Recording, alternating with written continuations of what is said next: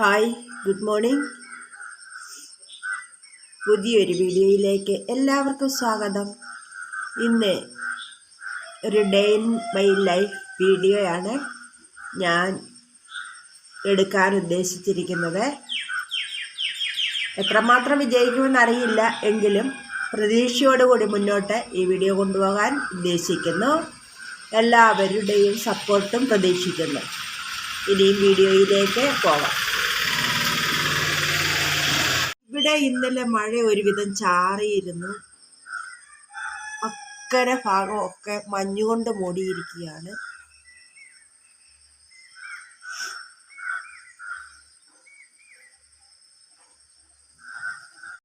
രാവിലെ കതക് തുറന്നു വന്നപ്പോൾ പത്രം കണ്ടു. പത്രം ഇനി എടുത്ത് വെച്ചേക്കാം.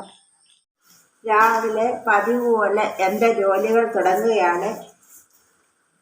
ആദ്യമേ പാചകത്തിലെ ചാരവും എല്ലാം ഒന്ന് പറന്ന് കിടക്കുന്നതെല്ലാം ഒന്ന് തുടച്ച് നീക്കം ചെയ്ത ശേഷം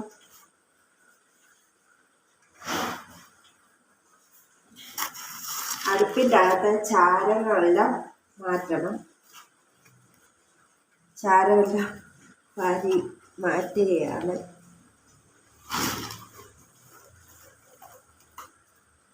രാവിലെ ചോറിന് വെള്ളം വയ്ക്കാമെന്ന് ഉദ്ദേശിക്കുകയാണ്.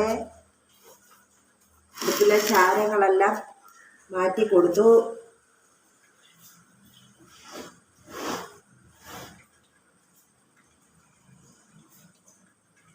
ഇനിയും തീ കത്തിക്കാൻ തുടങ്ങുകയാണ്.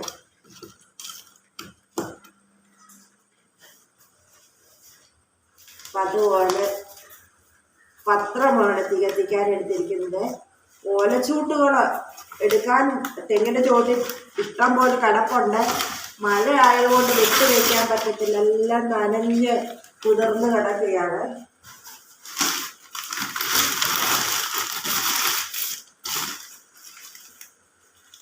അയ്യോ, തീപ്പെട്ടി തീർന്നു പോയി. നോക്കട്ടെ, എവിടെയും തീപ്പെട്ടി ഉണ്ടോ? അയ്യോ, ഒന്നുമില്ലേ.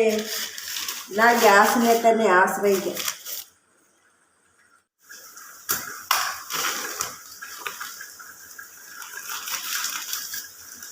പിന്നെ തീപ്പെട്ടി നോക്കി അവിടെ ഇവിടെ എല്ലാം തപ്പി നോക്കിയപ്പോൾ ഒരു തീപ്പെട്ടി കിട്ടി.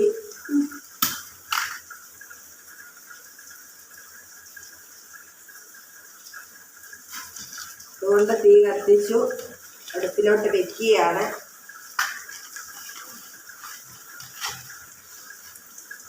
മഴ പെയ്യുകയാണ്. ഇവിടെ മഴ പെയ്തുകൊണ്ടിരിക്കുകയാണ്. ഇപ്പോൾ ഞാൻ രാവിലെ എണ്ണീറ്റപ്പോൾ മഴ പെയ്യുന്നില്ലായിരുന്നു. നല്ല മഴക്കോളുണ്ടായിരുന്നു.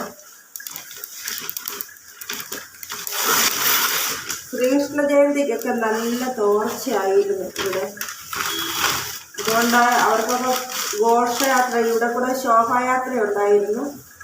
അവർക്ക് ആ ശോഭയാത്രയൊക്കെ നന്നായി പോകാൻ പറ്റി.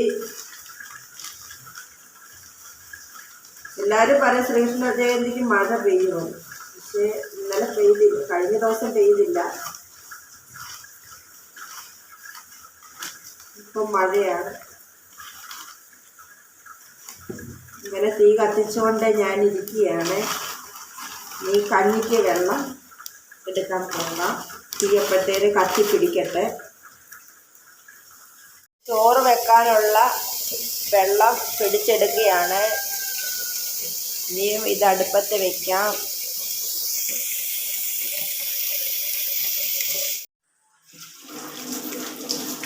തീ കത്തി പിടിച്ചില്ല. വെള്ളം അടുപ്പയിലോട്ട് വെച്ചു. ഇനി അടയ്ക്കാൻ നോക്കിയപ്പോൾ അടപ്പ് കണ്ടില്ലായിരുന്നു. എടുത്തോണ്ട് വന്ന് അതിനടയ്ക്കാൻ പോവുകയാണ്.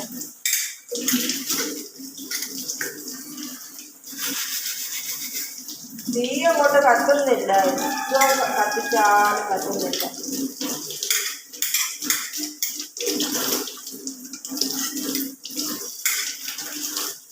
അടച്ചു കൊടുക്കാം.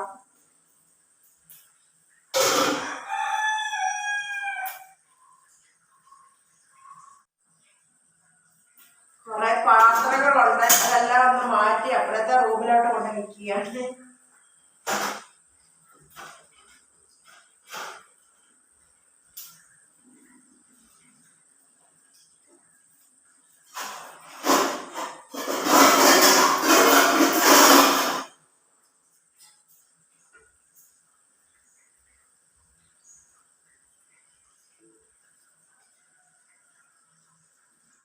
ചായ എടുക്കാൻ പോവുകയാണ്. കുറച്ച് ഇരുന്നു. അത് ചീത്തയായോ എന്ന് അറിയത്തില്ല. അതാദ്യം ഒന്ന് കാച്ചി നോക്കാം. അതിനുശേഷം ചായ ഇടാം. പാല് കാച്ചിയെടുക്കാം.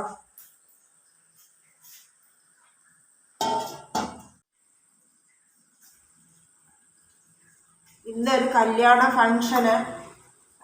ഉണ്ട്. പള്ളിയിൽ പോകണം. പള്ളിയിൽ പോകാനൊത്തില്ല. എങ്കിൽ ഫംഗ്ഷന് പിന്നെ അതിൻ്റെ കുറച്ച് ദൂരത്തായിട്ട് അവരൊരുക്കിയിരിക്കുന്നത്. അല്ലേ അവിടെ പോകണം. അതിനായിട്ട് പോകാനൂടെ ആണ് ജോലിയൊക്കെ എളുപ്പം തീർക്കാൻ ഉദ്ദേശിക്കുന്നത്. കുറച്ച് ജോലികളെല്ലാം തീർത്തിട്ട് വേണം പോകാൻ. കഞ്ഞിയുടെ വെള്ളം ചൂടാകുമ്പോഴത്തേക്കിന് അരി എടുത്ത് ഇടാം. അതിന് അരി എടുക്കാനായിട്ട് പോട്ടെ.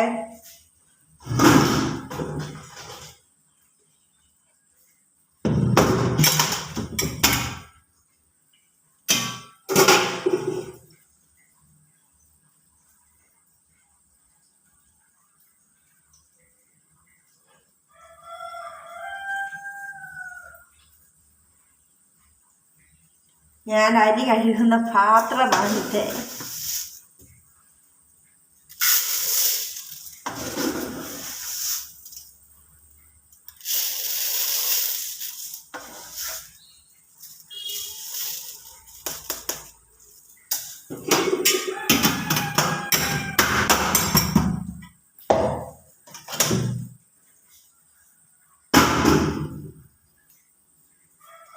കഴുകിയെടുക്കാം.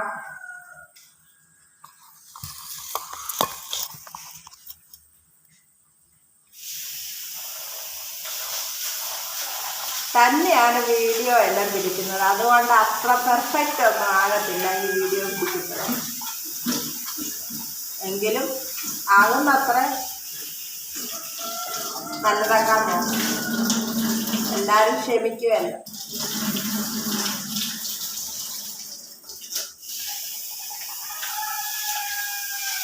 കോഴിയുടെ കരച്ചിൽ കേൾക്കാറുണ്ട്. ഭയങ്കര ശല്യമാണ്. 2 പൂവന്മാരുണ്ട്. ഭയങ്കര ശല്യമാണ്. അതിലൊരാളാണെങ്കിൽ എന്നോടാ വാശി. അമ്മയോടൊന്നും വാശിയില്ല. എന്നെ ഏത് വഴി കാണുമ്പോഴത്തേന് അകലെ നിൽക്കുകയാണെങ്കിലും ഓടിച്ചിട്ടാണ് എന്നെ കൊത്താൻ വരുന്നത്. ഞാനറിയാതെ പോകും. പറന്ന് വന്നെന്നെ കൊത്തുമ്പോഴാണ് അറിയുന്നത്. അതൊക്കെ ശല്യക്കാരനാ. അവനെ കൊടുക്കാനാ. കൊന്നു തിന്നാൻ തോന്നത്തില്ല. വളർത്തിയതിനെ എങ്ങനെയാണ് കൊന്നു തിന്നുന്നത്? അതുകൊണ്ട് ഇങ്ങനെയുള്ള കോഴികളെയൊക്കെ അങ്ങ് വിൽക്കുകയാണ് പതിവ്. അതുകൊണ്ട് ഏതൊരു വീഡിയോ എടുക്കുമ്പോഴും അവൻ ഒന്നാമത് കരയാൻ തുടങ്ങി. കണ്ടോ? കരച്ചിൽ തുടങ്ങി. വീഡിയോ എടുക്കാത്തപ്പോൾ അവൻ ശാന്തന, മിണ്ടത്തില്ല. അവൻ എങ്ങനെ അറിയാം?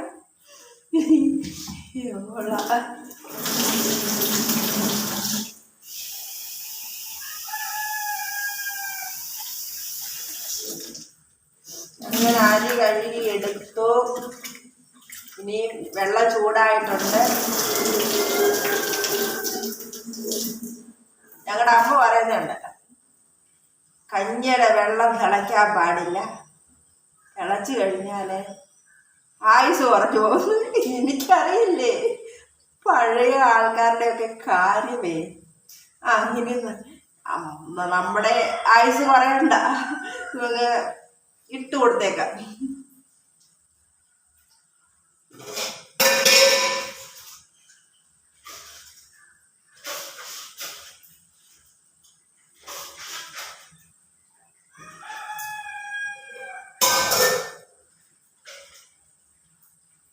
അങ്ങനെ അരി ഇട്ടു. ഈ ഒരു മഗ്ഗിൻ്റെ അകത്താണ് ഞാൻ അരി എടുക്കുന്നത്. അപ്പം ഇവിടെ അരിപ്പ പോലെ ഇങ്ങനെ വെട്ടുണ്ട്, ഹോളുണ്ട്. അരി കഴുകിയിട്ട് ഇത്തിരി ചായച്ചിങ്ങനെ കളയാതെ ഇങ്ങനെ ചെറുതായിട്ടൊന്ന് ചായച്ചാൽ മതി, വെള്ളം ഇത് വഴി വയ്ക്കുള്ളൂ, നല്ലതാണ്.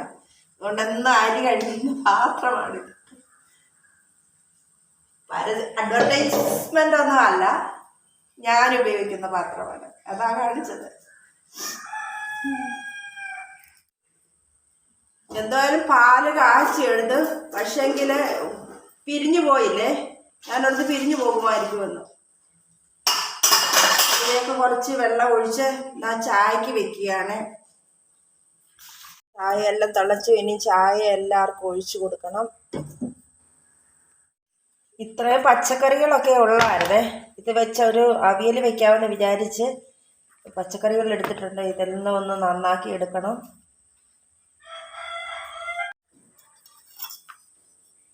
അങ്ങനെ പച്ചക്കറികളെല്ലാം ക്ലീനാക്കി വെച്ചു. ഇനി ഒന്ന് കഴുകിയെടുക്കണം.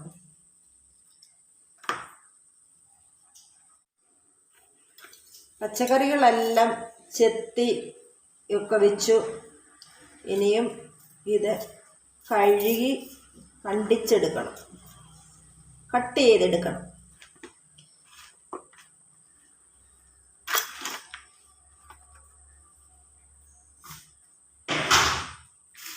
ഇത് കഴുകിയെടുക്കാൻ പോകും.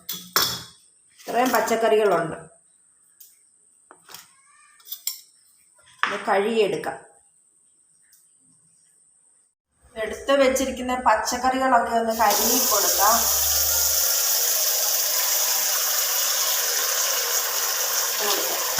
പച്ചക്കറികൾ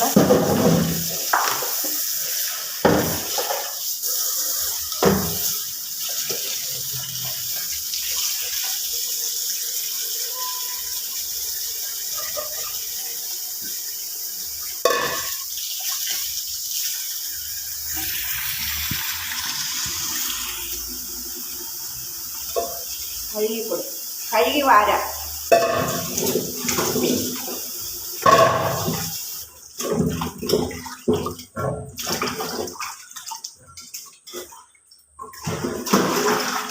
രണ്ട് മൂന്ന് പ്രാവശ്യം നന്നായി കഴുകുവാണേ. പിന്നെ കഴുകിയിട്ട് അരിയുന്നുള്ളൂ. അരിഞ്ഞിട്ട് കഴുകാൻ പറ്റത്തില്ലല്ലോ ഇത് അവിയൽ.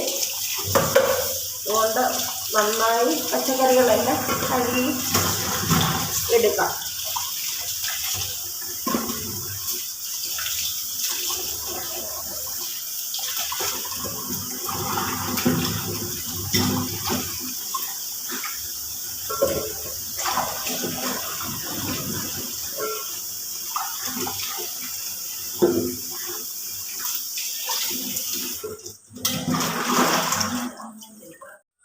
പച്ചക്കറികളെല്ലാം അരിഞ്ഞെടുത്തു.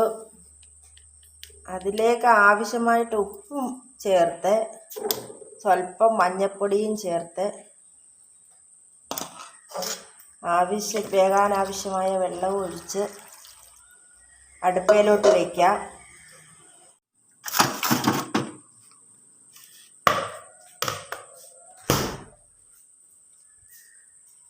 കുറച്ച് മീനുണ്ട്, അത് വെട്ടണം. ഇത് വറക്കാനേ കൊള്ളത്തുള്ളെന്നാണ് തോന്നുന്നത്. ഇനി ഇതൊന്ന് തണുപ്പ് പോകട്ടെ. അവിയലിൽ അരയ്ക്കാൻ തേങ്ങ നോക്കിയിട്ട് തേങ്ങ ഇല്ലായിരുന്നു. തേങ്ങ എടുക്കാൻ വന്നതാണ്.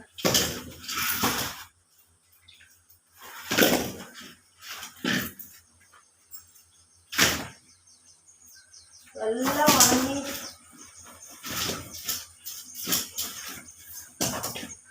എല്ലാ തേങ്ങയും ഉണങ്ങി കൊട്ടനടിച്ച് കിടക്കുകയാണ്. ഇനി ഇതൊന്ന് പൊതിച്ചു കൊണ്ടുവരാം. പൊതിക്കാൻ പോവുകയാണ്. തേങ്ങ പൊതിക്കുന്ന പാര ഇതിൻ്റെ അകത്താണ്. ഇവിടോട്ടൊന്ന് കയറാം.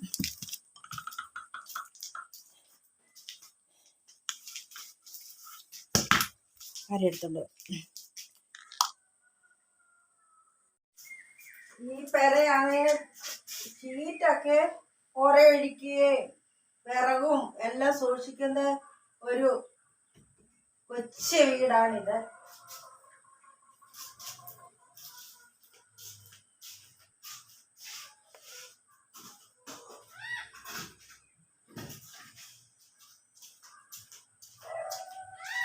ഇങ്ങനെ പാര എടുത്തോണ്ട് വന്നു.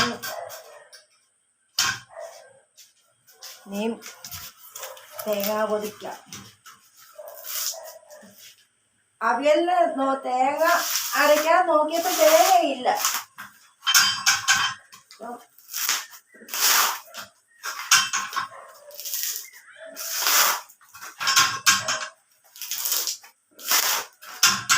ഇവിടെ പാരയൊക്കെ കൊണ്ടുവന്ന് വെച്ചേക്കുന്നത്. പാര, മമ്മട്ടി, കൂന്താലി എല്ലാം സൂക്ഷിക്കുന്ന സ്ഥലമാണിത്.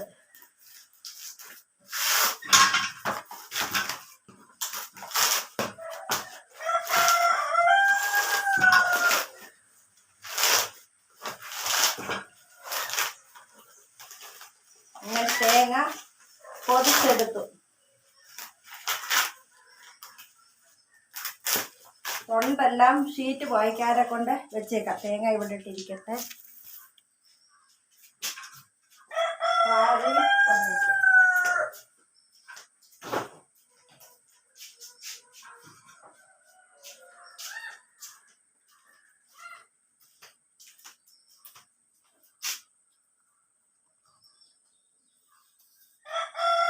ഇത് ഷീറ്റ് അടിക്കുന്ന റബ്ബർ റോളറൊക്കെ സൂക്ഷിക്കുന്ന റൂമാണിത്.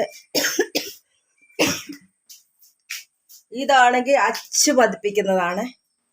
ഷീറ്റ് ഈ മെഷീനെ വെച്ച് ഷീറ്റ് അടിക്കും. ഷീറ്റ് ആക്കും. ആക്കിയ ശേഷം ലാസ്റ്റിൽ ഇതേൽ കൊണ്ടുവന്ന് ഒന്നടിച്ച് അച്ച് പതിപ്പിക്കും. ആ മെഷീനാണിത്. പിന്നെ ഡിഷ്, പാലെടുക്കുന്ന ടിന്ന്, ആസിഡ് എല്ലാം സൂക്ഷിക്കുന്നിടമാണ് ഇവിടെ. വേണ്ട ചിരട്ടകള് ഇങ്ങനെ ഓരോന്ന് സൂക്ഷിക്കുന്നതാണ്. കന്നാസ്, വെട്ടുകാരൻ്റെ എല്ലാം ഡ്രസ്സുകളെല്ലാം തൂക്കിയിട്ടേക്കുന്ന കണ്ടില്ലേ? അയാളുടെ റൂമാണ്. ഇതെന്താണെന്നറിയാമോ? ഇതിന് പറയുന്നത് കോടാശ്ശേരി എന്നാണ് പറയുന്നത്. കോടാശ്ശേരിയില ഇതുണ്ടല്ലോ, ഇത് ഈ കടന്നൽ, തേനീച്ച അങ്ങനെയുള്ള ജീവികളെല്ലാം കുത്തിയ മഞ്ഞളും ഇതിൻ്റെ ഇലയും കൂടെ കൂട്ടി അരച്ച് ഇട്ടാൽ വേഗം അത് സുഖപ്പെടും. നീരെല്ലാം പറ്റും, വേദനയെല്ലാം മാറും. ഇതാ കോടാശ്ശേരി ഇല. കാട്ടിലൊക്കെ ഇഷ്ടം പോലെ കിളിച്ച് വരുന്ന ഒരു സസ്യമാണ്. ഇത് കാണാത്തവർക്ക് വേണ്ടിയാണ്, അറിയാത്തവർക്ക് വേണ്ടിയാണ് ഇത് ഞാൻ കാണിക്കുന്നത്. പിന്നെ വേറെ എന്തെല്ലാം ഉപയോഗം ഉണ്ടെന്ന് എനിക്ക് അറിയാൻ വയ്യ. മെയിനായിട്ട് ഇതുണ്ട്. വിഷത്തിന് നല്ല ഒരു മരുന്നാണിത്. ഇതാണ് കോടാശ്ശേരി ഇല. ഒരോമയിൽ ഓമയ്ക്ക കിടക്കുന്നത് കണ്ടോ?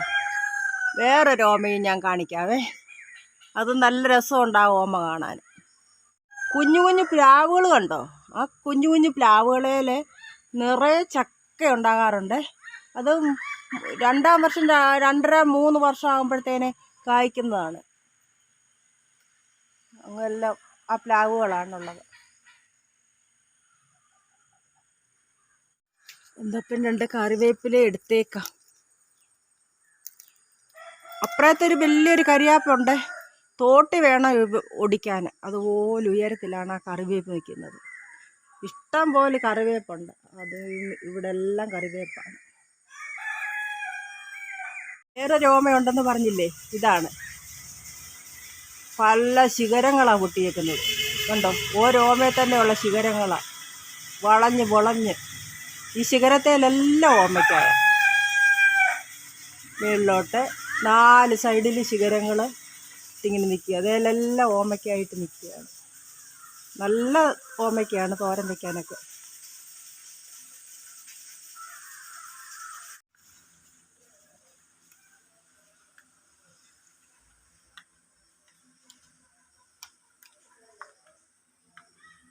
ആകപ്പാടെ മഴക്കാറ് കൊണ്ട് ഇവിടെല്ലാം മഴക്കാറാണ്. മഴ ശരിക്ക് പെയ്യും. തേങ്ങ പൊതിച്ചുകൊണ്ട് വന്നപ്പോഴത്തേക്കും അവിയലിനുള്ള കഷ്ണങ്ങൾ ഏകദേശമൊക്കെ വേവാറായി കഴിഞ്ഞിരുന്നു. ഇനിയും സ്വല്പം കൂടെ വേകാനുണ്ട്. ഒന്നുകൂടെ ഒന്ന് അടച്ചു കൊടുക്കാം. അവിയലിന് വേണ്ടി ഞാൻ തേങ്ങ തിരുമ്മിയെടുത്തു. കൂടെ 4 പച്ചമുളകും കുറച്ച് ചുവന്നുള്ളി, സ്വല്പം ജീരകവും കറിവേപ്പിലയും ഇത്രയും അരയ്ക്കാൻ എടുത്തിട്ടുണ്ട്. മുളക് പൊടി ഞാൻ ഇട്ടില്ല. പച്ചമുളക് ഇടുന്നതുകൊണ്ടാണ് മുളക് പൊടി ഇടാത്തത്. ഞാൻ വെളുത്തുള്ളി അരയ്ക്കാറില്ല അവിയലിന്. അരച്ചുകൊണ്ട് വരാം. കഞ്ഞിയെല്ലാം വെന്തിട്ടുണ്ടായിരുന്നു. കഞ്ഞി ഊറ്റിയിട്ടു. കഞ്ഞി ഊറ്റി വന്നപ്പോഴത്തേന് അവിയലെല്ലാം നന്നായി വെന്തിരുന്നു. ഞാൻ അരച്ചിട്ട് അരപ്പും അവിയലിൻ്റെ കഷ്ണം കൂടെ ഒന്നുകൂടെ വേവിക്കാൻ വെച്ചിരുന്നു. ഇനിയും അവിയലിൻ്റെ അകത്തോട്ട് 1 സ്പൂണ് തൈര് ഒഴിച്ച് കൊടുക്കുവാണ്. പിന്നെ കുറച്ച് പച്ച വെളിച്ചെണ്ണയും കൂടെ ഒഴിച്ച് ഒന്ന് ഇളക്കിയെടുക്കാം. അങ്ങനെ അവിയലെല്ലാം തയ്യാറായി. ഒരു വെണ്ടയ്ക്ക മെഴുക്ക് പുരട്ടി വെക്കാനായിട്ട് ഞാൻ സവാളയും വെണ്ടയ്ക്കായും പച്ചമുളകും അരിഞ്ഞ് വെച്ചിട്ടുണ്ട്. ഇനിയും മീൻ വെട്ടാൻ പോകണം. വെണ്ടയ്ക്ക മെഴുക്ക് പുരട്ടി വെക്കാൻ പോവുകയാണ്. ആദ്യം ഉള്ളി ഇട്ട് ഒന്ന് വഴറ്റി കൊടുക്കാം. അതിനായിട്ട് ഞാൻ ഉള്ളി ഇട്ടു. 1 സവാളയാണ് അരിഞ്ഞിരിക്കുന്നത്.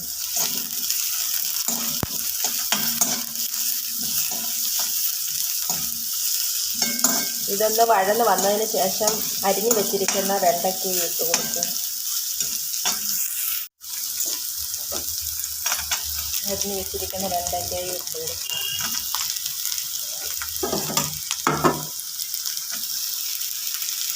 അതോടൊപ്പം കറിവേപ്പിലയും പച്ചമുളകും എല്ലാം കൂടെ ഇട്ട് കൊടുക്കുവാണ്.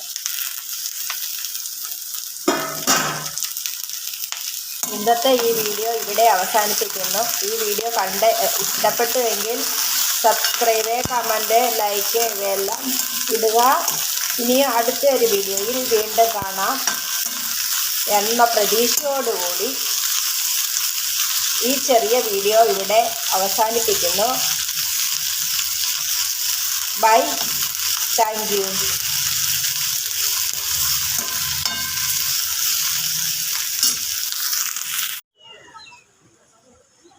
ഒരു കല്യാണ ഫംഗ്ഷന് വന്നതാണ്. എന്തോ മല കണ്ടോ, എന്തൊരു ഭംഗിയാണെന്ന് കണ്ടോ. പള്ളി ഇങ്ങനെ പറഞ്ഞു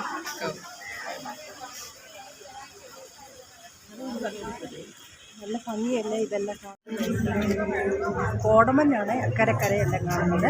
കണ്ടോ എത്ര ഭംഗിയാണെന്ന്